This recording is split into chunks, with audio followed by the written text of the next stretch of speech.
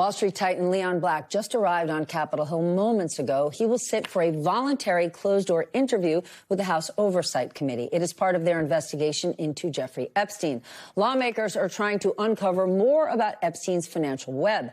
Leon Black paid him $158 million for financial advice from 2012 to 2017.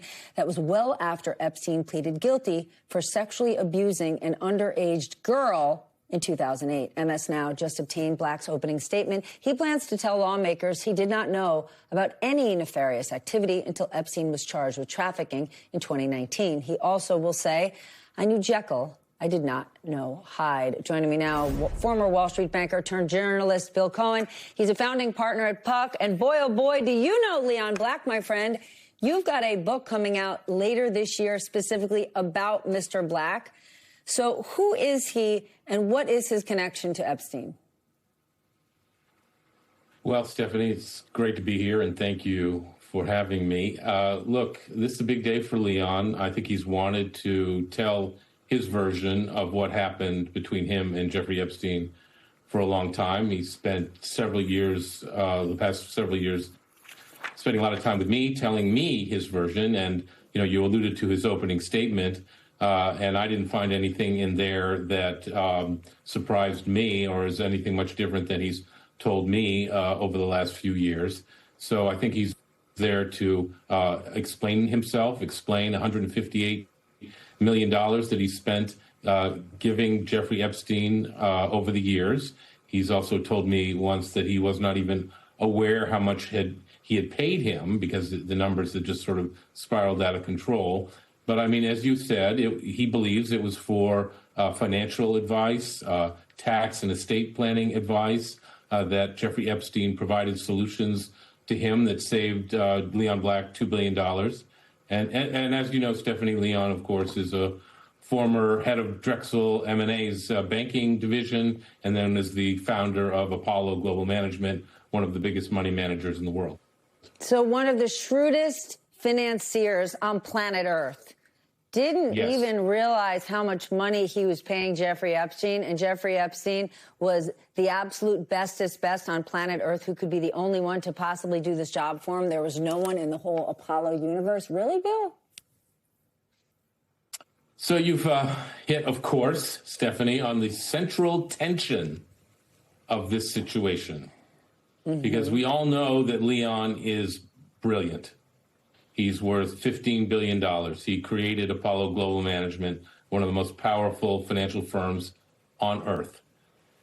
He's now still the largest shareholder. Of course, he's no longer affiliated with the company. So how could it be that Leon Black turned to Jeffrey Epstein, an autodidact without a college education, who could solve his tax and estate problems that people at Paul Weiss couldn't, or Sullivan and Cromwell couldn't, or Sherman and Sterling couldn't, or all those law firms or banks or whatever, but it was Jeffrey Epstein that could.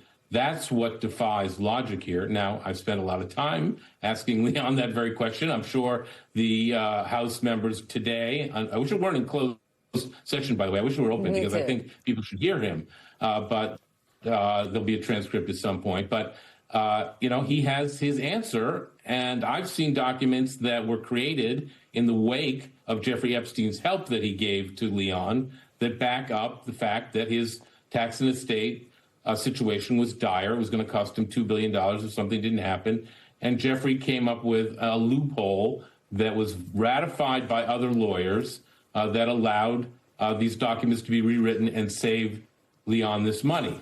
Now, having said all that, my gut tells me, and Leon and I have talked about this, and a lot of people wonder, how can that possibly be the case? Okay, Bill, even if I agreed with you on all of those points, the fact that Leon Black's tax situation was dire, I'm not going to buy that. Not for one New York minute. New topic before we go, though. Okay. A dire tax situation. Oh, my goodness gracious. Of the $15 billion he pays a lot of taxes. Guess what? It's okay if he pays a lot of taxes. He makes a lot of money. That's A-okay. Okay, I want to ask you about this new reporting from Politico, new topic. Yes.